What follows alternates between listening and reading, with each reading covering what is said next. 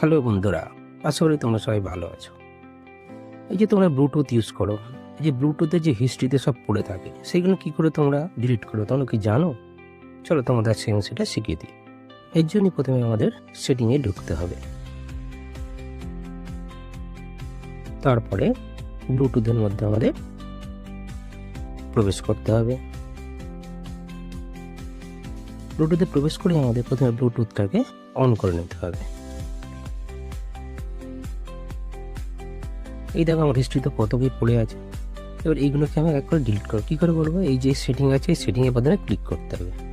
তারপরে ভেতরে এই যে দেখো ডিলিট আছে, ফরগেট লেখা আছে, এখানে ক্লিক করে ওকে করে দিলে কাজটি আমাদের কমপ্লিট হয়ে যাবে।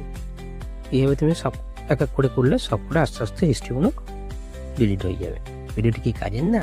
যদি ভালো লেগে থাকে অবশ্যই লাইক করবে, সাবস্ক্রাইব করবে এবং শেয়ার করে অন্যদের জানার সুযোগ করে দেবে। আর হ্যাঁ, নতুন নতুন আপডেট পাওয়ার জন্য অবশ্যই নোটিফিকেশন বারটিকে তোমরা অন করে রাখবে।